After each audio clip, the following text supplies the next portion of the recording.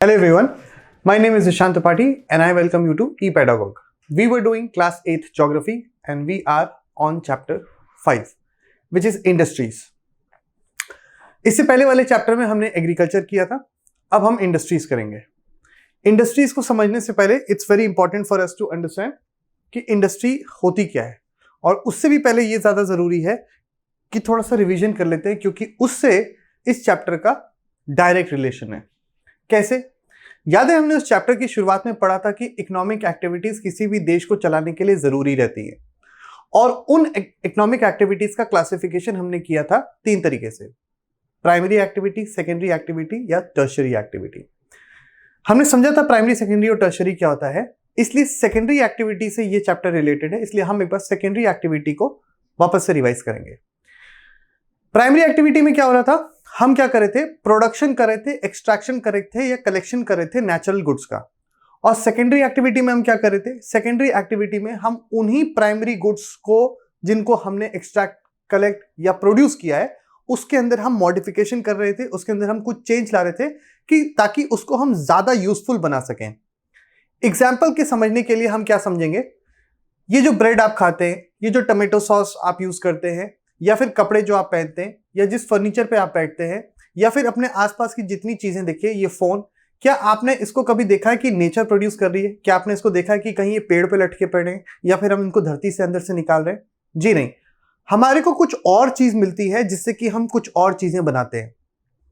तो जो चीज हमें मिलती है नेचर से उसे हम बोलते हैं प्राइमरी गुड्स, और फिर उन प्राइमरी गुड्स के अंदर कुछ चेंज करके उसके अंदर वैल्यू ऐड करके हम जो अपने लिए चीज बनाते हैं जो ज्यादा यूजफुल होती है उसे हम बोलते हैं सेकेंडरी गुड्स, या फिर उन एक्टिविटीज को हम कहते हैं सेकेंडरी एक्टिविटीज. और टर्शियरी के बारे में आपको अच्छे तरीके से पता है कि बैकएंड से प्राइमरी एक्टिविटीज और सेकेंडरी एक्टिविटीज को सपोर्ट करती हैं tertiary activity which is in the form of services. Okay, तो आइए शुरू करते हैं. सबसे पहला पैराग्राफ सेकेंडरी एक्टिविटीज के बारे में ही बता रहा है. देखिए, ऐसा नहीं होता कि आप तुरंत आपने कोई ऐसे मान के लेट्स से कि आपने कपड़े की हम बात करते हैं, ये जो हम कपड़ा पहनते हैं, ऐसा नहीं है कि सेकेंडरी एक्टिविटी कोई एक स्टेज प्रोसेस है कि आपने रॉ मटेरियल लिया जो आपने प्राइमरी एक्टिविटी से लिया और अचानक से उसके अंदर थोड़ा बहुत चेंज करके आपने ये बना दिया. बहुत सारे स्टेप्स इन्वॉल्व होते हैं डिपेंडिंग ऑन कि आप चाहते क्या है उस चीज से बनाना. फॉर एग्जाम्पल, जब हम ये कपड़ा, ये टेक्सटाइल, ये जो इंडस्ट्री होती है, इसमें बहुत सारे स्टेजेस होते हैं, जैसे कि हम वीविंग करते हैं, फिर स्टिचिंग करते हैं, डाइंग करते हैं, और तब जाके हमारे को ये फैब्रिक मिलता है जो आज हमने पहना हुआ है. हमने तो जो प्राइमरी एक्टिविटी से एक्सट्रैक्ट किया था या प्रोड्यूस किया था वो केवल एक कॉटन था या सिल्क था या वूल था.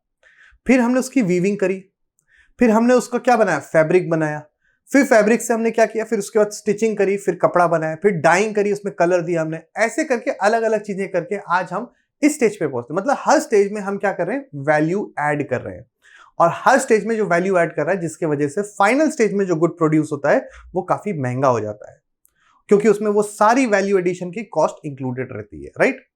फॉर एग्जाम्पल, ये समझिए कि आपका एक दोस्त है, वो खेतों से जाके कॉटन लेके आ रहा है, यानी उसने कॉटन प्रोड्यूस किया है, तो यानी उसकी मेहनत लगी है, उसने अपना दाम लगा दिया, उसने आपको बेच दिया 10 रुपए में.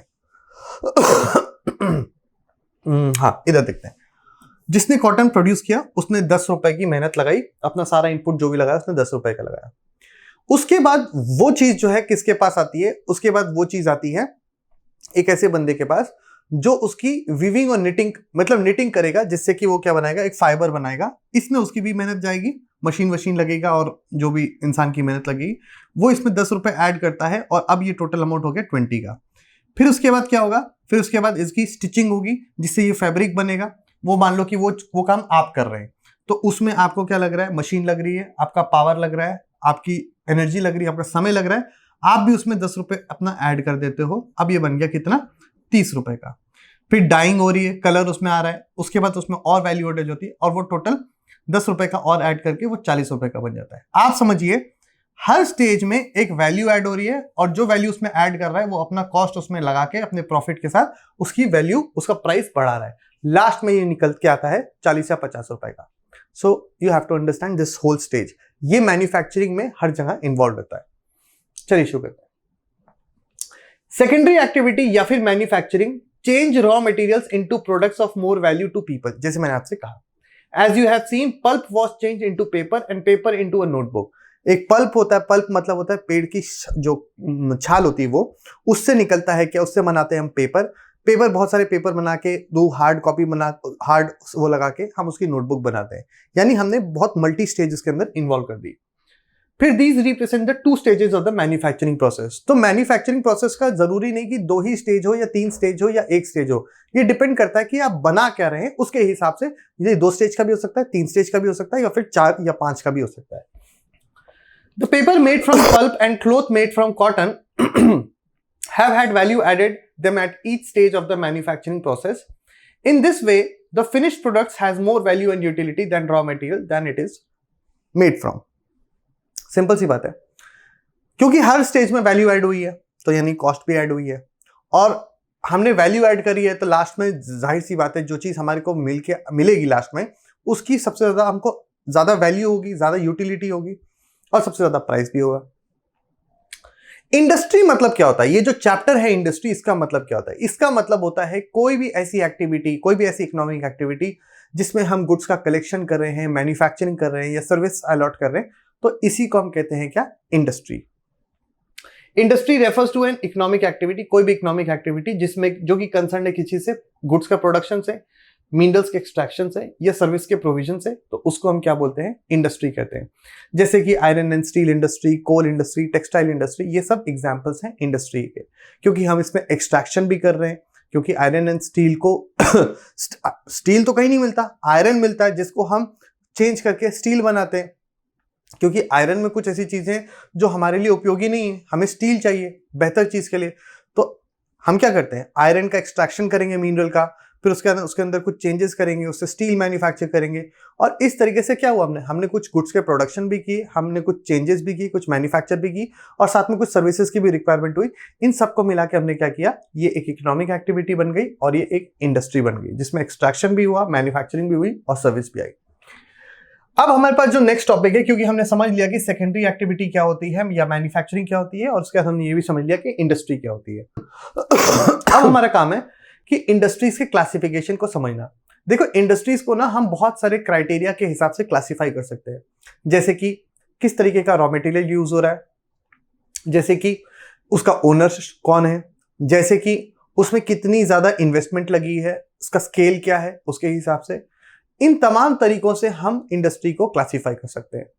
सबसे पहला क्लासिफिकेशन हो सकता है ऑन द बेसिस ऑफ कि आप रॉ मटेरियल कौन सी एक्टिविटी के ऊपर बेस्ड है।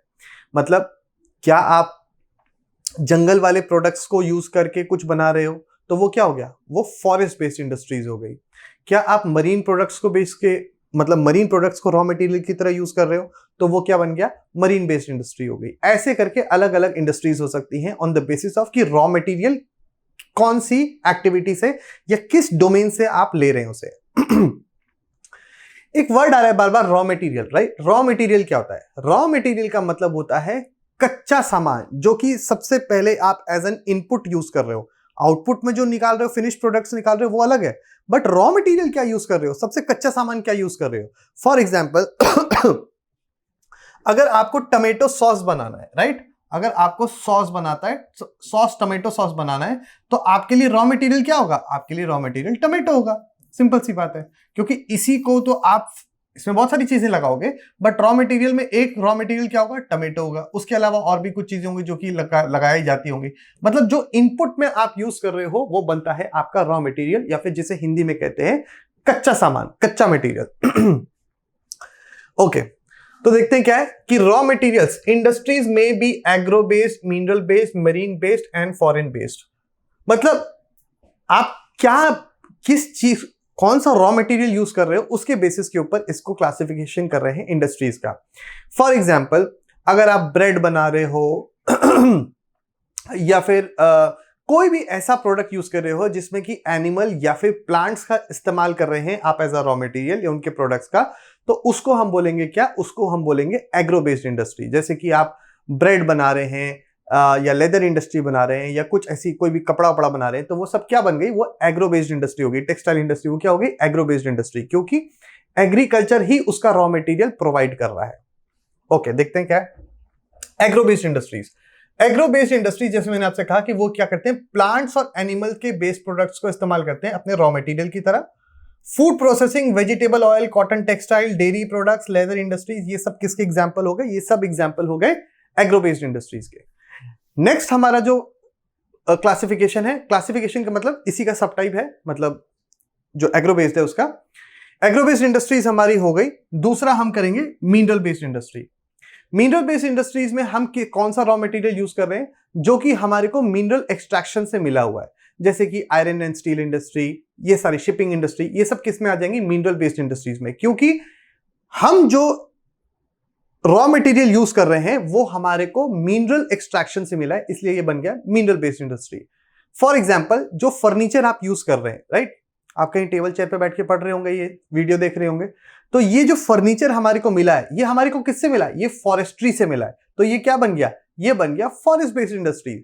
फॉर एग्जाम्पल, ये जो हम फिश ऑयल यूज करते हैं, या फिर डिफरेंट ये जो हम कॉस्मेटिक्स यूज करते हैं जिसमें कि मेरीन बेस्ड प्रोडक्ट्स यूज होते हैं, तो वो क्या बन गई? वो मेरीन बेस्ड इंडस्ट्री होगी। As simple as that. Simple सा कॉन्सेप्ट है। रॉ मटेरियल कौन सी चीज से यूज कर रहे हैं, किस चीज से वो मिला है, उसके बेसिस पे हम इंडस्ट्रीज को क्लासिफाई करें। That is our first classification. जैसे mineral based industries are primary industry that use mineral ores as their raw materials. The product of these industries feed other industries. Okay. This is an important line. मैं चाहता हूं आप इसको please अच्छे तरीके से याद रखिएगा। The products of these industries feed other industries. कहने का मतलब है, ये जो मिनरल बेस्ड इंडस्ट्रीज होती है, मैंने आपको क्या बताया, एक तरफ से इनपुट आएगा, दूसरी तरफ से कुछ आउटपुट निकलेगा। जो आउटपुट निकलता है मिनरल बेस्ड इंडस्ट्रीज का, वो एक काम करता है किसकी तरह? दूसरे इंडस्ट्रीज में हेल्प करता है। For example, iron and steel industry से आपको क्या मिलेगा? स्टील मिलेगा। वो स्टील हर तरीके की इंडस्ट्री का बैकबोन है, क्योंकि मशीनरीज हर इंडस्ट्री में यूज होती है, और वो मशीनरी ज्यादातर किससे मिलती है? वो स्टील से बनती है। इनफैक्ट सिर्फ स्टील ही नहीं, बहुत सारे अदर मिनरल्स की भी जरूरत होती है कंपोनेंट्स ऑफ मशीन बनाने में, और वो मशीन कौन प्रोवाइड करता है? मिनरल बेस्ड इंडस्ट्री प्रोवाइड करती है। So this is it, simple as that. So this is used as raw material for the manufacturing of a number of other products such as heavy machinery, building materials and railway coaches. Third हमारी होती है marine based industry, जिसमें मैंने आपसे कहा कि अगर आप मेरीन बेस्ड प्रोडक्ट्स को इस्तेमाल कर रहे हैं एज अ रॉ मटेरियल, तो वो क्या बन गए? मतलब मछली हो गई, मछली का आंख का ऑयल हो गया, या ऑक्टोपस हो गया, या फिर बहुत सारी चीजें होती है जिसको आप यूज करते हैं जो मरीन लाइफ में मिलती है, मरीन के डोमेन में मिलती है। तो फिर वो सारी इंडस्ट्री जिसमें रॉ मटेरियल यूज हो रहा है मरीन बेस्ड, तो वो मरीन बेस्ड इंडस्ट्री हो गई। सिंपल सी बात है। सो मरीन बेस्ड इंडस्ट्रीज कौन सी हो गई? वो प्रोडक्ट्स जो कि समंदर और ओशन से मिलते हैं, रॉ मटेरियल की तरफ से यूज करते हैं। इंडस्ट्री प्रोसेसिंग सी फूड और manufacturing fishing oil are some examples. तो ये उसके एग्जांपल्स हो गए। अब बात करते हैं फॉरेस्ट बेस्ड इंडस्ट्रीज को। इसको भी हमने क्लियर कर लिया कि फॉरेस्ट बेस्ड इंडस्ट्रीज मतलब हो गई जो जंगलों से हमें रिसोर्सेज मिलते हैं, और उन रिसोर्सेज को हम रॉ मटेरियल की तरह यूज करते हैं in manufacturing something else, then that becomes the forest based industries. So क्या बोल रहा है ये? यूटिलाइज फॉरेस्ट प्रोड्यूस को रॉ मटेरियल की तरह यूज करते हैं। इन इंडस्ट्रीज किससे ज्यादा एसोसिएटेड रहते हैं? जंगलों से। पल्प और paper, pharmaceutical, furniture and building. अब आप सोच रहे हो कि फार्मास्यूटिकल से फॉरेस्ट बेस्ड इंडस्ट्री का क्या लेना देना है? बहुत लेना देना है। जंगलों में ऐसी ऐसी जड़ी बूटियां मिलती हैं, सिंचोना ट्री और ये सारी चीजें, जिससे कि हम क्या करते हैं, हम बहुत इंपॉर्टेंट ड्रग्स का फॉर्मुलेशन करते हैं। तो वो सारी चीजें हमारे को कहाँ से मिल रही हैं? वो रॉ मटेरियल कहाँ से मिल रहा है? जंगलों से ही तो मिल रहा है। तो जंगलों से मिलता हुआ रॉ मटेरियल किस इंडस्ट्री में पाया जाएगा? फॉरेस्ट बेस्ड इंडस्ट्रीज में। तो हमारा इसी के हिसाब से फर्स्ट क्लासिफिकेशन कंप्लीट होता है, जो कि था on the basis of raw material. Next classification is on the basis of its size. देखिए, जब हम साइज की बात करते हैं ना, मैं आपको एक बात सिंपल सी बता देता हूं। साइज में कोई एब्सोल्यूट फिगर नहीं है कि इतने लेबर लगेंगे तो वो बड़ा हो जाएगा या छोटा हो जाएगा, या फिर इतनी इन्वेस्टमेंट लगेगी तो बड़ी छोटी हो जाएगी, या फिर इतनी मशीनरी लगेगी तो बड़ी छोटी हो जाएगी। ऐसा कोई एब्सोल्यूट वैल्यू नहीं है। हालांकि आपकी स्टेज में पढ़ने के लिए, बट हालांकि आपको जब आप बड़े होगे और आपको क्या बोलते हैं, सरकार वाले एग्जाम्स देने पड़ेंगे, तब आपको पता चलेगा कि हाँ, सरकार जरूर ऐसे इंडस्ट्रीज को क्लासिफाई करते हैं, उनके पास एब्सोल्यूट फिगर होता है in terms of their annual turnover, the investment that is done in an industry. उसके बेसिस पे वो माइक्रो, स्मॉल, मीडियम ऐसे करके एंटरप्राइज और लार्ज इंडस्ट्री, स्मॉल इंडस्ट्री ऐसे क्लासिफाई करते हैं। बट आपके लिए इस चैप्टर में, इस बुक में केवल साइज को एक वेग आइडिया में बता रखा है कि साइज मतलब कि कितना लेबर लगा, कितनी लैंड लगी, कितनी कैपिटल लगी, इसके बेसिस के ऊपर हम इंडस्ट्री को डिवाइड कर सकते हैं 4 भागों में। कि कॉटेज इंडस्ट्री हो गई, कॉटेज मतलब जो आप घर में ही या छोटे से एरिया, मतलब छोटा सा जो एरिया है अपना घर वाला एरिया, उसमें ही आप कुछ हैंडमेड प्रोडक्ट्स बना लेते हैं। फिर उसके बाद माइक्रो इंडस्ट्री, फिर स्मॉल इंडस्ट्री, फिर मीडियम इंडस्ट्री, फिर लार्ज इंडस्ट्री, ऐसे करके बनता है। चलिए देखते हैं।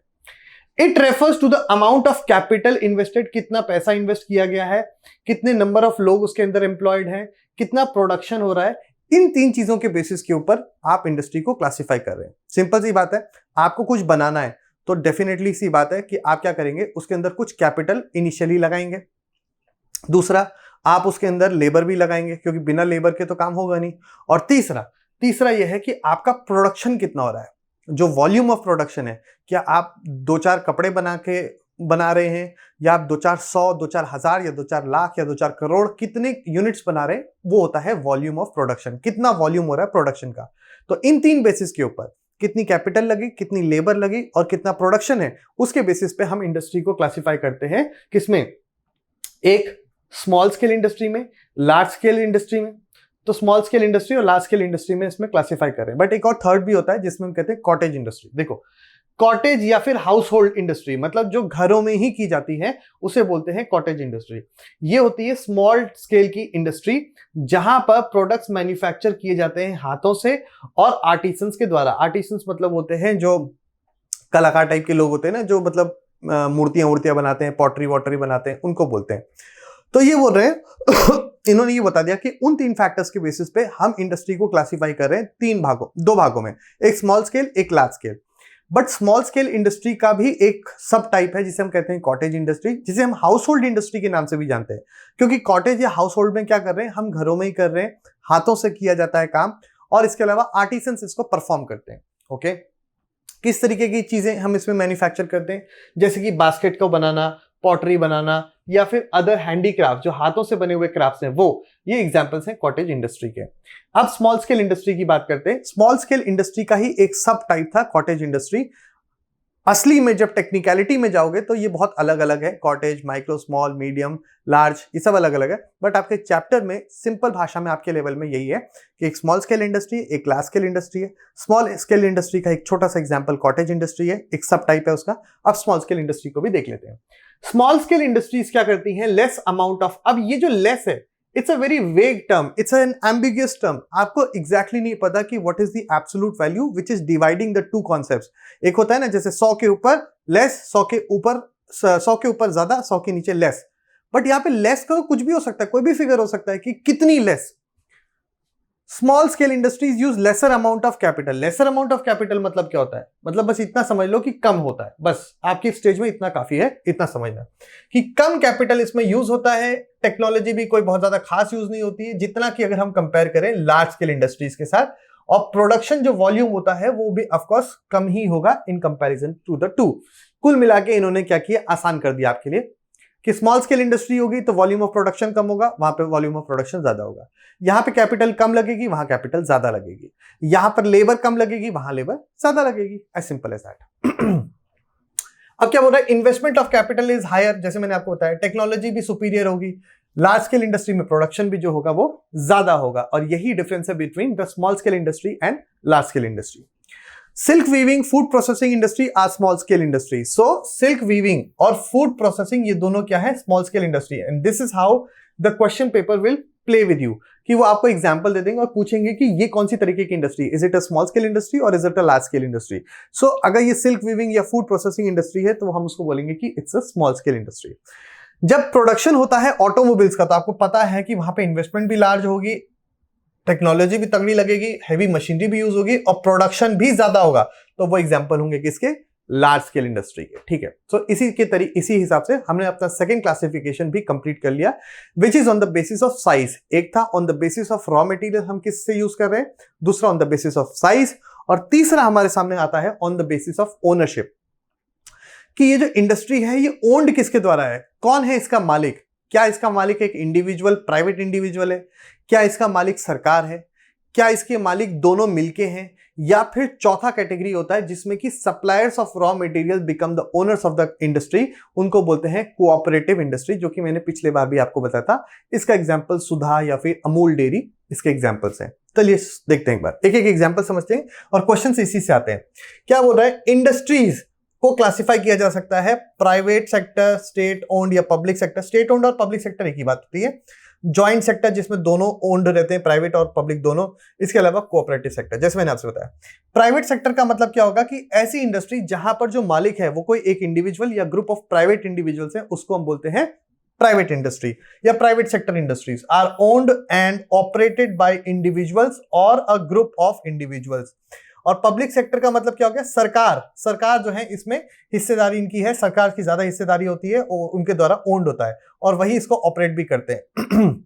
जैसे कि HAL, Hindustan aeronautics limited. So Hindustan aeronautics limited is an example of public sector industry, ठीक है। और प्राइवेट इंडस्ट्री का एग्जांपल देना हो तो कोलगेट वेलगेट हो गया। सो ये क्या हो गया, प्राइवेट हो गया। ओके, सेल भी क्या है, सेल मतलब steel authority of India limited. ये सब किसके एग्जांपल्स हैं, ये पब्लिक सेक्टर के एग्जांपल्स हैं। अब बात करते हैं जॉइंट सेक्टर इंडस्ट्रीज की, मतलब कि इसमें प्राइवेट ओनरशिप भी होती है, पब्लिक ओनरशिप भी होती है, मतलब दोनों मालिक हैं, सरकार भी मालिक और प्राइवेट सेक्टर भी मालिक। तो ऐसे वाले इंडस्ट्रीज को हम बोलते हैं जॉइंट सेक्टर, दोनों के द्वारा। Are owned and operated by the state and individuals और a group of individuals. Maruti Udyog limited इसका क्लासिकल एग्जांपल है जॉइंट सेक्टर इंडस्ट्री का। सो मारुति उद्योग लिमिटेड ये क्या है, it's a classical example of joint sector industry. तो आप जॉइंट सेक्टर में अगर आपका एग्जांपल आता है तो वो बोल दीजिएगा, पब्लिक सेक्टर का आता है तो सेल बोल दीजिएगा, और अगर प्राइवेट होगा तो आपको अच्छी तरीके से पता है, आप कुछ भी लिख सकते हैं उसमें, आप you know different private industries. और कोऑपरेटिव मतलब क्या होता है, जो ओन्ड और ऑपरेट की जाती है by the suppliers of the raw materials, उसको कोऑपरेटिव बोलते हैं। जैसे कि सुधा, जैसे कि अमूल, दोनों का एग्जाम्पल यहाँ पे दे रखा है। Cooperative sector industries are owned and operated by the producers or the suppliers of raw materials, workers or both. Anand milk union limited ये है अमूल, और सुधा डेयरी ये सक्सेस स्टोरीज हैं कोऑपरेटिव वेंचर के। कोऑपरेटिव वेंचर के ये सक्सेस स्टोरीज हैं, इनको हम ध्यान में रखते हैं, ठीक है। सो इससे कोऑपरेटिव सेक्टर काफी ज्यादा बूम हुआ था, एक टाइम आया था और इन लोगों ने प्रूव कर दिया था कि रॉ मटेरियल के सप्लायर्स और वर्कर्स मिलकर भी कंपनी को ओन और ऑपरेट कर सकते हैं बेहतर तरीके से। अब हमारे को ये देखना है कि किसी भी इंडस्ट्री की लोकेशन के लिए जो फैक्टर्स होते हैं वो कौन कौन से होते हैं। देखो यार, जब आप इस चैप्टर को पढ़ रहे हो ना, तो इसके लिए बहुत ज्यादा जरूरी है कि आप एक एंटरप्रेन्योर की तरह सोचो कि जब आप कहीं पे कुछ सेटअप करना चाहते हो तो उसके लिए आपको कौन कौन सी चीजों को आप देखोगे। सबसे पहले तो आप देखोगे factors of production. Factors of production मतलब कि कौन कौन से वो चीजें हैं, कारण हैं जिसकी वजह से प्रोडक्शन होता है। भाई लैंड जिसके ऊपर आप प्रोड्यूस करोगे, लेबर जो प्रोड्यूस करेंगे, कैपिटल यानी जो पैसा लगेगा, इन्वेस्टमेंट, ये चार चीजें तो होंगी होंगी, लैंड, लेबर, कैपिटल और ये क्या बोलते हैं मशीनरी, ठीक है। तो ये सारी चीजें तो रहेंगी रहेंगी। इसके अलावा आप क्या देखोगे, जो आप प्रोड्यूस कर रहे हो, ठीक है, उसके लिए मार्केट भी नियर बाई होना चाहिए। पता चला आप टिम्बकटू में कर रहे हो और आपका जो है कहीं और है, बहुत दूर है, तो फिर उतना ट्रांसपोर्टेशन कॉस्ट आपको लगेगा। जो सबसे बड़ी बात है, रॉ मटेरियल, जो भी आप प्रोड्यूस कर रहे हो उसके लिए कुछ ना कुछ कच्चा माल भी तो लगेगा। क्या वहां पे रॉ मटेरियल की अवेलेबिलिटी है, क्या वहां पे चीप लेबर मिलेगी आपको, ये सारी चीजें आप देखेंगे। मार्केट है कि नहीं पास में, ये देखेंगे। पावर सप्लाई है कि नहीं, ये आप देखेंगे, क्योंकि जब भी आप कुछ बनाओगे तो उसके लिए पीछे से लाइट और पावर की भी तो जरूरत है। मशीन काम कैसे करेगी बिना पावर की। इन्हीं सारी चीजों को देखते हुए आप क्या करते हैं, आप डिसाइड करते हैं कि हाँ भाई मुझे यहाँ फैक्ट्री लगानी है, हमारा इंडस्ट्री लगानी है या नहीं लगानी है। यही है फैक्टर्स ऑफ प्रोडक्शन, या फिर यही है factors affecting the industrial location. चलिए देखते हैं। The factors affecting the location of industries are the availability of raw material। जैसे मैंने कहा, रॉ मटेरियल की अवेलेबिलिटी होनी चाहिए। अगर रॉ मटेरियल ही अवेलेबल नहीं है तो फिर आप कैसे काम करोगे, राइट। उसके अलावा लैंड होना चाहिए जहां पर आप फैक्ट्री लगाओगे। पानी होना चाहिए, क्योंकि पानी एक बहुत ही बेसिक रिक्वायरमेंट है किसी भी इंडस्ट्री की, क्योंकि पानी की रिक्वायरमेंट हर इंडस्ट्री में होती है। लेबर की रिक्वायरमेंट है, क्योंकि काम कौन करेगा। पावर है, क्योंकि बिना उसके मशीन काम नहीं करेगी। कैपिटल यानी पैसा, इन्वेस्टमेंट कौन करेगा। ट्रांसपोर्टेशन, ट्रांसपोर्ट का होना जरूरी है। आप कुछ प्रोड्यूस कर रहे हैं, उसको आप अपने लिए थोड़ी ना प्रोड्यूस कर रहे हो, अपने घर में थोड़ी ना सजाओगे या थोड़ी ना खुद ही कंज्यूम कर लोगे। आपको उसको कहीं मार्केट तक तो पहुंचाना पड़ेगा। मार्केट तक कैसे पहुंचाओगे, अगर ट्रांसपोर्टेशन नेटवर्क होगा तभी ना पहुंचाओगे। तो ट्रांसपोर्टेशन नेटवर्क होना चाहिए, प्लस मार्केट। मार्केट मार्केट इसलिए होना चाहिए क्योंकि मार्केट आपको टर्शरी सर्विसेज प्रोवाइड करता है, राइट। आपको भाई कोई सामान चाहिए, आपको कुछ बेचना है, लोन, बैंकिंग, इंश्योरेंस, ये सारी चीजें कहां पर होती हैं? मार्केट में तो मिलती हैं। और अगर आपने बहुत दूर लगा दी इंडस्ट्री और आपके मार्केट बहुत ज्यादा दूर है, तो फिर तो दिक्कत की बात है, राइट। तो ऐसी चीज, ऐसी जगह हमें चुननी पड़ेगी जहां पर ये सारी चीजें, कम से कम इनमें से मेजॉरिटी ऑफ द चीजें जो एसेंशियल है वो एक साथ हमें पास में मिले, बाकी एक दो कॉम्प्रोमाइज हम कर सकते हैं। अगर अच्छा होगा, अगर सारे साथ में मिल जाते हैं तब तो इससे बेहतरीन कुछ हो नहीं सकता। Industries are situated where some और all these factors are easily available. तो जरूरी नहीं है कि सारे के सारे फैक्टर्स आपको हर जगह एक ही जगह मिल जाए। आपको एज एन एंटरप्रेन्योर ये देखना पड़ेगा। एंटरप्रेन्योर का मतलब होता है जो बिजनेसमैन नया नया बिजनेस स्टार्ट करता है, तो उसको ये समझना पड़ेगा, या बिजनेसमैन को ये समझना पड़ेगा कि सारे फैक्टर्स नहीं तो उसके लिए जो एसेंशियल फैक्टर्स हैं जिस पे वो कॉम्प्रोमाइज कर ही नहीं सकता, वो सारे फैक्टर्स एक जगह पे ज्यादा से ज्यादा मिल सकते हैं कि नहीं मिल सकते। अगर मिल सकते हैं तो बाकी एक दो फैक्टर्स में थोड़ा कॉम्प्रोमाइज करना भी पड़े, then he can compromise. Okay. Sometimes the government provides incentives like subsidized power, lower transportation cost, other infrastructure so that industry may be located in backward areas. अच्छा, आपने सुना होगा अक्सर अपने शहरों में SEZ नाम की चीज, special economic zone. Of course यहाँ पर नहीं है। इसका मतलब ये होता है कि कोई एक बैकवर्ड एरिया होता है। क्या सरकार बैकवर्ड एरिया के लोगों को छोड़ सकती है? जी नहीं, बिल्कुल नहीं छोड़ सकती। तो वो क्या करती है, इन तमाम जो कंपनीज होती है उन कंपनीज को एक तरीके का लालच देती है कि भाई आप आइए, अपनी इंडस्ट्रीज को यहाँ पे सेटअप करिए। अगर आप ऐसा करते हैं तो हम आपको टैक्स में छूट देंगे, आपकी पावर सप्लाई कम कॉस्ट में होगी, इसके अलावा आपको इरिगेशन फैसिलिटीज मिलेगी, तमाम ट्रांसपोर्टेशन की फैसिलिटीज हम प्रोवाइड कराएंगे। ऐसा वो इसलिए करते हैं कि ताकि वहां पे जो पिछड़े हुए लोग हैं उनको वहां पे लोकल इंडस्ट्री के वजह से जॉब मिल सके, एम्प्लॉयमेंट मिल सके और वो लोग भी गरीबी से ऊपर उठ सकें। ये पूरा कॉन्सेप्ट इसलिए होता है। तो ये है सारी चीजें, ये है फैक्टर्स जो कि किसी भी इंडस्ट्री की लोकेशन को डिसाइड करते हैं। सबसे पहले रॉ मटेरियल आता है। अगर रॉ मटेरियल नहीं है तब तो भैया वहां पे कैसे ही करोगे, राइट। सो रॉ मटेरियल का होना जरूरी है, नहीं तो आप मैन्युफैक्चर क्या करोगे। लेबर काम नहीं करेगी, और लेबर में कौन सी लेबर? आपके पास लेबर में आप दो चीजें देखते हो, एक तो स्किल्ड और दूसरी चीप। जहां पर स्किल्ड और चीप लेबर मिलेगी वही ना आप इंडस्ट्री सेट करोगे। जैसे कि एप्पल के फोन्स आपने देखे होंगे, देखिए एप्पल के फोन के पीछे देखिएगा या एप्पल प्रोडक्ट्स पे पीछे देखिएगा, वहां पे लिखा रहता है डिजाइन्ड इन कैलिफोर्निया और असेंबल्ड इन चाइना। तो क्या होता है कि इसकी डिजाइनिंग की जाती है यूएसए में, बट चाइना में इसे मैन्युफैक्चर किया जाता है। क्यों असेंबल किया जाता है या मैन्युफैक्चर किया जाता है चाइना में?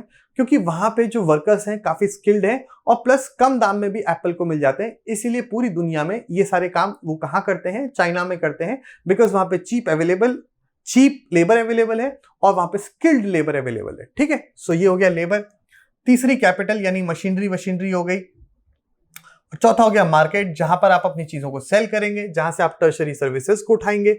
ट्रांसपोर्टेशन, क्योंकि आप जो भी करोगे, जहां भी इंडस्ट्री सेट करोगे, वहां पे आपको अपने रॉ मटेरियल्स के सप्लाई के लिए या फिर अपने फिनिश्ड गुड्स को भेजने के लिए या फिर इंटरमीडिएट गुड्स को लाने के लिए, ऐसी चीजों के लिए ट्रांसपोर्टेशन का होना बहुत जरूरी है। इसलिए you can not place your factory और industry in an isolated place जो एकदम अलग थलग हो। लैंड चाहिए, बिना लैंड के तो भैया फैक्ट्री कैसे ही लगेगी। और सबसे क्या इंपॉर्टेंट, सारी चीजें इंपॉर्टेंट है, पावर, क्योंकि पावर नहीं होगी, इलेक्ट्रिसिटी नहीं होगी तो मशीनरी कैसे काम करेगी, right. So this all the fact, these are the factors which affect the location of an industry.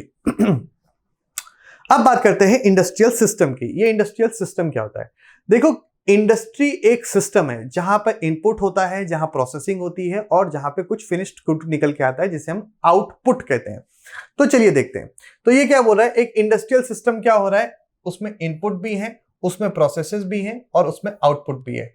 ये जो इनपुट्स हैं वो क्या है? रॉ मटेरियल्स हैं, लेबर है, कॉस्ट ऑफ लैंड है, transport, power and other infrastructure. कुल मिला के ये सारे factors, raw material, labour, capital, power, land, ये सारी क्या चीजें बन गई? ये सब बन गए इनपुट, क्योंकि इनके बिना तो काम शुरू ही नहीं होगा। अगर ये होंगे तब काम शुरू होगा, अगर ये नहीं होंगे तो आपका काम शुरू कैसे होगा? So they become the input of the industrial system. और वहीं पर जो प्रोसेस है प्रोसेस का इंक्लूड करता है बहुत सारी एक्टिविटीज जो कि रॉ मटेरियल को कन्वर्ट करता है फिनिश गुड्स के अंदर। अब जैसे कि ये तो अलग अलग हो सकता है, देखो प्रोसेसेस जो है ना वो इंडस्ट्री टू इंडस्ट्री डिपेंड करता है। फॉर एग्जांपल अगर हम आयरन एंड स्टील इंडस्ट्री की बात करें तो स्मेल्टिंग बिकम्स द प्रोसेस। अगर हम टेक्सटाइल इंडस्ट्री की बात करें तो स्टिचिंग, वीविंग, डाइंग, ये सब दे become the process. So process is different depending upon the industry it is, ठीक है। So it is like that. और फिर क्या बोल रहा है, आउटपुट क्या होता है, आउटपुट मतलब होता है एंड प्रोडक्ट यानी फिनिश्ड गुड्स, जैसे और इनकम अर्न फ्रॉम इट, मतलब जो भी इनकम हमारे को मिलती है वो भी क्या बन गया, वो भी हमारा एक आउटपुट बन गया। Okay, in case of the textile industry the inputs में भी कॉटन। मैंने बोला ना कि इंडस्ट्री कौन सी है उसके बेसिस पे आपके ये रॉ मटेरियल मतलब यानी इनपुट ये डिसाइड होंगे, प्रोसेस डिसाइड होगा और आउटपुट डिसाइड होगा, as simple as that. Okay, now next let's talk about the industrial regions of the world and industrial regions of India. So when we talk about industrial regions of world तो आपको समझ में आएगा कि ये जो industrial regions है ना, आप देखोगे स्पेसिफिक लोकेशन में आपको मिलेगा। ज्यादातर ये आपको मिड लैटिट्यूड कंट्रीज में मिलेगा क्योंकि वहां का रीजन टेम्परेट रीजन होता है जहां पे मौसम सूटेबल रहता है। इनफैक्ट यहाँ पे पॉपुलेशन कम होती है, लैंड अवेलेबिलिटी ज्यादा होती है, लोग ज्यादा पढ़े लिखे हैं, इनके वजह से आप ज्यादातर जो फैक्ट्रीज इंडस्ट्रीज हैं आप यहीं पर देखेंगे। फॉर एग्जांपल यूएसए में ये जो ईस्टर्न यूएसए है या फिर वेस्टर्न यूरोप है, सेंट्रल यूरोप है, ईस्टर्न यूरोप है, इसके अलावा ये वाले जो एरियाज, ये देखो, आप देखो ये वाला एरिया देखो, ये देखो वेस्टर्न यूएस, ठीक, sorry eastern USA, western Europe, और ये सारी जो जगह है ये सब क्या है, ये सब इंडस्ट्रियल लोकेशन है। एक बार इसको देखते हैं। Industrial regions are emerge when a number of industries locate close to each other and share the benefits of their closeness. अब देखो एक और इंपॉर्टेंट चीज है कि जो इंडस्ट्रियल लोकेशन होती है ना उसमें कोई एक इंडस्ट्री नहीं होती। क्या होता है कि बहुत सारी इंडस्ट्रीज आपस में पास में आ जाती हैं, उसकी वजह से क्या होता है, उनको एक दूसरे से फायदा होता है।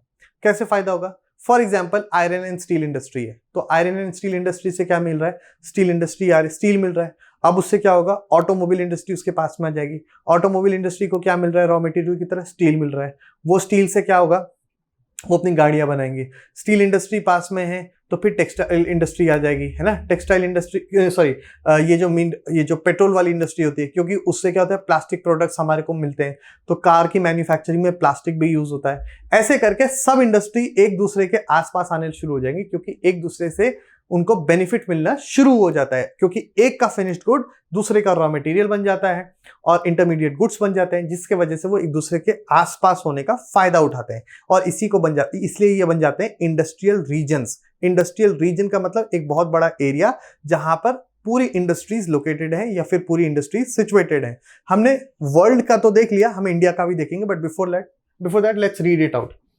Major industrial regions of the world कहां पर है, ईस्टर्न नॉर्थ अमेरिका, यानी ये हो गया eastern North America, western and central Europe, west and central Europe, इसके अलावा ईस्टर्न यूरोप। यूरोप तो पूरा देखो इंडस्ट्रियल रेवोल्यूशन के लिए भी जाना चाहता है और इंडस्ट्रियल रेवोल्यूशन हुआ है तो डेफिनेटली वहां पर पूरे इंडस्ट्रियल रीजन्स चाहे वेस्ट यूरोप हो, सेंट्रल यूरोप हो या ईस्टर्न यूरोप हो, सब जगह अच्छे तरीके से है। इसके अलावा ईस्टर्न एशिया क्यों, क्योंकि वहां पर चाइना और जापान जैसी कंट्रीज हैं जो कि उन सारे फैक्टर्स जो कि इंपॉर्टेंट होते हैं इंडस्ट्रियल लोकेशन के लिए, for example raw material, machinery, labour, ये सारी चीजें वहां पर अच्छी तरीके से अवेलेबल है, जिसके वजह से क्या होता है ये ईस्टर्न एशिया में काफी ज्यादा अच्छे तरीके से ये लोकेटेड है। सो आपने देखा कि ये कहां पर है, और ये भी देखिए कि ये कहां पर इंडस्ट्रियल रीजन ज्यादातर है, टेम्परेट एरियाज में, सी पोर्ट्स के पास में, स्पेशली नियर कोल फील्ड्स। अच्छा, मैं आपको एक एक एग्जांपल के तौर पे बताता हूं कि ऐसा क्यों है। टेम्परेट एरियाज में इसलिए क्योंकि यहां पे क्लाइमेट ठीक ठाक है, पॉपुलेशन कम है, लैंड अवेलेबिलिटी ज्यादा है, जो कि एक फैक्टर ऑफ इंडस्ट्रियल रीजन भी होता है। So that is one. Second, sea ports के पास में होने से क्या होता है, it provides a good transportation network. Sea port के होने की वजह से क्या होता है कि लैंड रूट इनको बहुत ज्यादा इस्तेमाल नहीं करना होता, जिसके वजह से क्या होता है कि इनको कॉस्ट नहीं देनी पड़ती, राइट। जो लैंड से पहले सी पोर्ट तक जाएंगे, फिर सी पोर्ट से इनको दूसरे देश में भेजना पड़ेगा, क्योंकि सबको ये बात अच्छी तरीके से पता है कि सी का जो रास्ता होता है वो उससे जो ट्रांसपोर्टेशन किया जाता है वो चीपर होता है then the air transportation. For example, अगर आप कुछ कपड़ा वपड़ा बना रहे हैं, मान लो कि आप इंडिया के एकदम सेंटर में बना रहे हो, मध्य प्रदेश में बना रहे हो, और आपको उसको भेजना है यूएसए, तो मध्य प्रदेश से आपको या तो पहले क्या करना पड़ेगा, मुंबई तक लैंड पे लेके जाना पड़ेगा, फिर उसके बाद आपको क्या करना पड़ेगा, लैंड, फिर क्या करना पड़ेगा, मुंबई से आपके पास दो ऑप्शन है, या तो आप मुंबई से फ्लाइट से भेज दो अपना सामान यूएसए, या फिर आप समंदर के थ्रू भेज दो। समंदर के थ्रू भेजोगे तो आपको सस्ता पड़ेगा, और अगर फ्लाइट से भेजोगे तो महंगा पड़ेगा। इसलिए आप क्या करोगे, आप मध्य प्रदेश में नहीं लगाओगे अपनी फैक्ट्री, आप लगाओगे कहां पर, मुंबई के आसपास ही लगाओगे, कि ताकि सी पोर्ट के पास रहेगा तो आपका ट्रांसपोर्टेशन का जो खर्चा है वो बच जाएगा। और तीसरा क्या है, स्पेशली नियर कोल फील्ड्स। और कोल फील्ड्स के पास में क्यों इंडस्ट्रीज होती हैं, कोल फील्ड्स के पास इसलिए इंडस्ट्री होती है क्योंकि यहां से थर्मल पावर जनरेशन होती है। और ये थर्मल पावर कैसे मिलेगी, कोयले से ही तो मिलेगी, कोयले से ही तो थर्मल पावर जो है वो जनरेट होगी, और उसी को यूज करके वो लोग क्या करेंगे, अपनी मैन्युफैक्चरिंग कर पाएंगे। सो दिस इज इट। इसके अलावा अब हमने वर्ल्ड को तो देख लिया, अब इंडिया को भी हमारे को देखना पड़ेगा कि इंडिया में ये जो इंपॉर्टेंट इंडस्ट्रियल रीजन्स हैं ये कहां कहां पर है। आपको मैं इतना बोलूंगा कि यहां पर आई डोंट नो कि वो सारे शहर होंगे कि नहीं होंगे, बट फिर भी मैं आपको थोड़ा सा बताने की कोशिश करता हूं, क्योंकि ये मैप आपकी बुक में नहीं दे रखा है। सबसे पहले देखते हैं, इंडिया में भी ऐसे इंडस्ट्रियल रीजन है। मैंने आपको बता दिया कि इंडस्ट्रियल रीजन का मतलब क्या हो गया, एक ऐसा रीजन जहां पे बहुत सारी इंडस्ट्रीज आ चुकी हैं एक दूसरे का फायदा लेने के लिए, क्योंकि यू नो कि किसी एक इंडस्ट्री का एंड प्रोडक्ट यानी फिनिश प्रोडक्ट दूसरी इंडस्ट्री का रॉ मटेरियल बन सकता है, इसलिए ये आपस में पास पास में आ जाते हैं। तो कहां कहां पर है ये, सबसे पहले है मुंबई पुणे क्लस्टर। तो आप मुंबई पुणे क्लस्टर देखोगे तो आपको समझ में आएगा कि यहां है मुंबई और यहां है पुणे। मुंबई पुणे ये एक इंडस्ट्रियल रीजन है, मुंबई से पुणे तक पूरी इंडस्ट्रीज अच्छी तरीके से बिछी हुई हैं। दूसरा कहां है, बैंगलोर और तमिलनाडु रीजन। सो कर्नाटका का ये बैंगलोर और चेन्नई वाला ये जो रीजन है ये भी एक इंडस्ट्रियल कॉरिडोर या इंडस्ट्रियल रीजन के नाम से जाना जाता है। इसके अलावा कौन सा, हुगली रीजन। हुगली कहां पर है, हुगली इज इन वेस्ट बंगाल। तो ये कौन सा वाला एरिया, ये वाला जो रीजन है यहां पर भी क्या है, ये भी एक इंडस्ट्रियल रीजन है। इनफैक्ट जब ब्रिटिश आए थे तो वो लोग यहाँ पे काफी ज्यादा इंटरेस्टेड थे, क्योंकि यहाँ पे इनको रॉ मटेरियल भी मिल रहा था, यहाँ पे इनको यहाँ के गरीब लोग भी मिल रहे थे जो कि बहुत ही चीप रेट पे लेबर की तरह काम करने के लिए तैयार है। ये बिल्कुल वैसा ही एग्जांपल है जैसे एप्पल का एग्जांपल मैंने आपको दिया चाइना का, ठीक है। ओके, इसके बाद अहमदाबाद बड़ौदा रीजन, ये गुजरात का रीजन है, ये अहमदाबाद बड़ौदा रीजन है, ये भी एक इंडस्ट्रियल रीजन है। छोटा नागपुर इंडस्ट्रियल बेल्ट। छोटा नागपुर कहाँ है, छोटा नागपुर जो है 4 स्टेट्स के अमलगमेशन है, मतलब वहां पर 4 स्टेट्स में फैला है छोटा नागपुर, झारखंड, वेस्ट बंगाल, ओडिशा एंड छत्तीसगढ़। ये वाला जो एरिया है ये छोटा नागपुर प्लेटो का एरिया है, और Chota Nagpur plateau is the bed of minerals. यहां पे इंडिया के बहुत जबरदस्त मिनरल्स यहां पर मिलते हैं। अनफॉर्चुनेटली इतने मिनरल्स मिलने के बावजूद ये एरिया बहुत ही ज्यादा गरीब है, बट फिर भी यहां पे क्योंकि मिनरल्स बहुत ज्यादा है इसलिए यहां पे इंडस्ट्रियल रीजन भी काफी ज्यादा है। ओके, इनफैक्ट यहां से एक इंडस्ट्री का हम एग्जांपल भी लेंगे, टाटा का, जिसको हम कंपेयर करेंगे यूएसए के साथ, but in the next part. Okay, फिर विशाखापट्टनम गुंटूर रीजन। ये विशाखापट्टनम गुंटूर बेल्ट का है, ये है आंध्र प्रदेश में। ये देखिए यहां पर, इधर ये विशाखापट्टनम और गुंटूर रीजन है, यहां पर ये भी एक इंडस्ट्रियल रीजन है। ये सारे रीजन बहुत ज्यादा इंपॉर्टेंट है, इसलिए आपको ये याद होने चाहिए। गुड़गांव, दिल्ली और मेरठ का रीजन भी क्या है, एक इंडस्ट्रियल बेल्ट रीजन है, जो कि इधर है। ये दिल्ली और उत्तर प्रदेश और हरियाणा, इन 3 स्टेट्स के ये जो शहर हैं, गुड़गांव, मेरठ और दिल्ली, ये पूरा इंडस्ट्रियल रीजन है, ठीक है। इसी के साथ हमने देख लिया कि major industrial regions of the world देख लिए, और industrial regions of the India भी हमने देख लिया। Let's go to the next topic. अब हमारे को देखना है इंडस्ट्रियल डिजास्टर। अभी तक तो बहुत अच्छी अच्छी चीजें देखी हमने कि इंडस्ट्री कितनी अच्छी चीज है, हमारे को अच्छे एंड प्रोडक्ट देती है, यूजफुल प्रोडक्ट देती है, लोगों को रोजगार देती है, और बहुत सारी चीजें अच्छी देखी। पर इसका एक बैड इंपैक्ट भी हो सकता है, और वो हो सकता है इंडस्ट्रियल डिजास्टर। कभी कभी इंडस्ट्रीज में जब हम टोटल प्रिकॉशनरी मेजर्स नहीं लेते तो वहां पर कुछ ऐसे डिजास्टर होते हैं जो कि बाद में हिस्ट्री में रिकॉर्ड हो जाते हैं। ऐसा ही एक डिजास्टर भोपाल में भी हुआ 1984 में 3 दिसंबर को, जब ये बहुत ही खतरनाक इंसिडेंट था गाइस। ये आप ये समझ सकते हैं कि इंडस्ट्रियल चैप्टर ऑफ इंडिया में ये एक ब्लैक मार्क है, और इसको आप भूल नहीं सकते, क्योंकि इसमें मिथाइल आइसोसाइनाइड नाम की एक गैस थी जिन्होंने पता नहीं कितने हजारों वर्कर्स को वहां पे मार डाला, और भोपाल में ये गैस ट्रेजेडी हुई थी। मैं चाहता हूं कि मैं अगर अलग से वीडियो बना पाए इस पे तो मैं जरूर बनाऊंगा, वरना इस ब्रीफ इंफॉर्मेशन से हम जितने इंफॉर्मेशन कलेक्ट कर सकते हैं देखते हैं। ये बहुत इंपॉर्टेंट क्वेश्चन भी है, अगर कोई भी एग्जामिनेशन सेट करता है इस चैप्टर से तो वो इस क्वेश्चन को छोड़ नहीं सकता। क्या है ये? One of the worst industrial disasters of all time in Bhopal on 3 दिसंबर 1984 12:30 बजे रात में। मतलब जब सारे वर्कर्स सो रहे थे खाना खा के, तब ये मिथाइल आइसोसाइनाइड नाम की गैस इसने लीक करना शुरू किया। और क्या हुआ? It was a technological accident. Technological accident हुआ जहां पे प्रिकॉशनरी मेजर्स नहीं लिए थे, और highly poisonous gas methyl isocyanide, ये गैस जो है वो हाइड्रोजन साइनाइड के साथ वो रिलीज होना शुरू हुई, और उसने ऐसा रिएक्शन शुरू किया जिसके वजह से पेस्टिसाइड फैक्ट्री थी वो यूनियन कार्बाइड की, और इसमें जो ऑफिशियल टोल डेथ कितनी हुई है सोचो, 3598 लोग, सिर्फ ना उस फैक्ट्री के बल्कि उसके आसपास के रीजन उस गैस को सूंघते ही उनके बॉडी के अंदर अलग तरीके के रिएक्शंस होने लगे। इनफैक्ट बहुत सारे लोग ऐसे भी हुए जो उनके बच्चे थे आगे, वो समय नहीं थे जब उन्होंने आगे बच्चे पैदा किए तो उनके ऊपर भी इसके इंपैक्ट देखने को मिले। It was a total disaster, और ये भोपाल में हुआ था। You can not forget the date. क्या डेट है इसकी? 3 दिसंबर 1984। इसको आप भूलिएगा मत। ओके, उसके बाद क्या बोल रहे हैं? Thousands who survive still suffer from one or many ailments like blindness, impaired immune system, gastrointestinal disorders. इतने लोग तो मर गए भाई सीधे, ये सरकारी आंकड़ा है। और जो बचे, ऐसा नहीं कि वो आराम से, नहीं, आज भी उनमें गैस्ट्रोइंटेस्टाइनल प्रॉब्लम, अलग अलग तरीके के एलिमेंट्स देखी जा सकती हैं।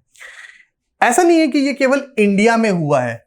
मैं चाहता हूं कि आप एक बार थोड़ा सर्च करें चेरनोबिल डिजास्टर। चेरनोबिल डिजास्टर क्या है वो आप देखिए, आपको समझ में आएगा। यूक्रेन में कुछ हुआ था, वो आप चेक करिएगा। एक और एग्जाम्पल दे रखा है चाइना का, जहां पर गाओ कियाओ नाम की एक जगह है। 23 दिसंबर 2005 की बात है, जहां पर 9,243 लोग मरे थे और 9,000 इंजर्ड हुए थे। 64,000 को इवैक्यूएट किया गया था। कहने का मतलब यह है, इंडिया के कंपैरिजन में ये काफी कम है, बट मैं आपको ये बताता हूं कि कम या ज्यादा ये डिपेंड करता है सरकार कितने फिगर बताती है, राइट। अब हमारी सरकार ने वो फिगर बताए हैं कि इतने लोग मरे हैं, इतने एलिमेंट्स हुए हैं, और चाइना ने शायद बताया हो या नहीं बताया, मगर है तो ये डिजास्टर, ये तो 100% है। बहुत सारे लोग मर गए थे क्योंकि वो भाग ना पाए एक्सप्लोजन के बाद। जब एक्सप्लोजन हुआ, फटा सब, तो वो भाग ना पाए, जिसकी वजह से क्या हुआ, उनकी डेथ हो गई। Those who could not escape in time suffered burns in their eyes, skin and lungs from the gas। तो जो गैस रिलीज हुई थी उसके वजह से उनको उसके वजह से क्या हुआ, बर्न हुई आंखों में, चेस्ट में और बाकी जगहों पर, right. So these incidents, her incident हमारे लिए एक टीचिंग लेके आता है, एक लर्निंग लेके आता है। और वो लर्निंग क्या है, आज हमारा उसका लास्ट टॉपिक है। वो ये है कि हमारे को रिस्क को कम कैसे हम कर सकते हैं जो कि इंडस्ट्रियल डिजास्टर से हो सकता है। तो एक एक पॉइंट को हम देख सकते हैं। आप अपना खुद भी दिमाग लगा सकते हैं कि ज्यादातर आप क्या सोचोगे भाई कि इंडस्ट्री कहां पे सेट होनी चाहिए, ज्यादा जहां पॉपुलेशन ना हो। फिर क्या होना चाहिए, सारे प्रिकॉशनरी मेजर्स लेने चाहिए, बार बार सर्विलेंस होनी चाहिए, मॉक ड्रिल होनी चाहिए। ऐसी ही चीजों से हम इसके रिस्क रिडक्शन कर सकते हैं। आइए देखते हैं। सबसे पहले क्या बोला, densely populated residential area should be separated far away from the industrial areas. बिल्कुल सही है। आप शहर के बीच में इंडस्ट्री लगा दोगे और मान लो कि अगर इंडस्ट्री में कोई डिजास्टर हो गया, तब तो शहर का शहर गया। It's almost a nuclear attack on the city, कि अगर वो ऐसा हो गया तो इतने सारे लोग डिजास्टर हो जाएंगे, राइट। सो पहला पॉइंट ये है कि इंडस्ट्रीज को हमेशा डेंसली पॉपुलेटेड एरिया से दूर रखना चाहिए। दूसरा क्या है, जो लोग विसिनिटी में रह रहे हैं इंडस्ट्रीज के, उनको अच्छी तरीके से पता होना चाहिए कि वो कौन से हजार्डस केमिकल्स के साथ रह रहे हैं, उनका स्टोरेज कैसे करना है और उनके पॉसिबल इफेक्ट्स क्या हैं अगर एक्सीडेंट हो जाता है तो। कहने का मतलब ये है कि आपको पूरी इंफॉर्मेशन देनी चाहिए कि भाई हमने यहां पर ये इंडस्ट्री लगाई हुई है, हो सकता है इसमें कभी गैस रिलीज हो, तो इस गैस से क्या इंपैक्ट होगा, आपको इससे कैसे बचना है, डिजास्टर होगा तो आपका फर्स्ट जो एक्ट होना चाहिए वो कैसा होना चाहिए, ये सब के बारे में इंफॉर्मेशन होनी चाहिए उन लोगों को जो कि उस एरिया, उस इंडस्ट्री की विसिनिटी में रह रहे हैं। So that is second point. Third is fire warning and fighting system should be improved. कहने का मतलब है सबसे इंपॉर्टेंट तो ये होता है, अब मान लो कि गैस 12:30 बजे रिलीज हो रही है, मिथाइल आइसोसाइनेट और दूसरी वाली, तो वो क्या हो रहा है, अब हो ये रहा है कि वो मिक्स हुए जा रही है, आराम से लोग सो रहे हैं, कोई फायर अलार्म नहीं बज रहा, कुछ नहीं बज रहा, तो कैसे एक इंसान को पता चलेगा कि ऐसा कुछ डिजास्टर हो गया है? So complete surveillance should be done. और अगर कुछ ऐसा हो रहा है तो भैया फायर अलार्म बजवाओ, सारी चीजें करो कि ताकि आसपास के लोग जो है अपनी जान बचा के भाग सके। चौथा क्या है? Storage capacity of toxic substance should be limited. ऐसा देखो भैया, ऐसा है कि बहुत सारी ऐसी इंडस्ट्रीज हैं जिनसे कि जो बाई प्रोडक्ट है, यानी जो एंड प्रोडक्ट के साथ में कुछ अलग से निकलता है जो अनवांटेड है, वो बहुत ही ज्यादा टॉक्सिक होता है। अगर आपके पास स्टोरेज कैपेसिटी बहुत ज्यादा है तो उससे क्या होगा? फॉर एग्जाम्पल, आप न्यूक्लियर वेस्ट यूज कर रहे हो, एक आपके पास इतनी कैपेसिटी है और एक इतनी कैपेसिटी है। मान लो किसी दिन डिजास्टर होता है, तो ये ज्यादा खतरनाक डिजास्टर करेगा या ये ज्यादा खतरनाक डिजास्टर करेगा?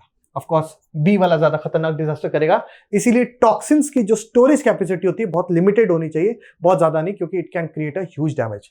And the last point is pollution dispersion qualities in the industry should be improved. कहने का मतलब है जो कि आज रिवर गंगा को बहुत ज्यादा पोल्यूट किए हुए है, it is one of the major reason is industrial dispersion of the pollution. So क्या होता है, वो इंडस्ट्रीज क्या करते हैं, अपना सीवेज सीधा नदी के अंदर डलवाते हैं, और वो सीवेज जो अंदर जाता है नदी के, वो एक्वेटिक एनिमल्स, एक्वेटिक प्लांट्स के लिए काफी ज्यादा खतरनाक है। और आपको पता है, अगर एक बार इकोसिस्टम में कोई चीज इंट्रोड्यूस हुई तो वो आप तक जरूर पहुंचेगी किसी ना किसी तरीके से, क्योंकि आप खाएंगे मछली, मछली पहले ही वो टॉक्सिन खा चुकी है, वो टॉक्सिन आपके पास आएगा बायो मैग्नीफाई होके, मतलब उसकी जो तगड़ी इंपैक्ट है वो आपके पेट के अंदर होगा, फिर आपको भी आगे क्या होगा वो आपको अच्छी तरीके से पता है। सो बेटर बी अवेयर, ये सारी चीजों की जिम्मेदारी आपकी है, क्योंकि अब आप नेक्स्ट जनरेशन में आ चुके हैं। With this we complete the first part of this chapter. क्योंकि ये चैप्टर काफी ह्यूज है, मैं नहीं चाहता कि ये मतलब थोड़ा हौच पौच हो जाए, इसलिए हमने क्या किया है, फर्स्ट पार्ट, इसमें हम 3 पार्ट लेके आएंगे, 2 पार्ट नहीं 3 पार्ट लेके आएंगे। दूसरे पार्ट में हम कुछ और करेंगे, और तीसरे पार्ट में फिर लास्ट में हम यूएसए और जो जापान वाला एरिया है टेक्सटाइल इंडस्ट्री, उसको हम समझेंगे। I hope you have understood the chapter, और अगर कोई प्रॉब्लम परेशानी है, you know what to do. Till then keep reading. Thank you so much.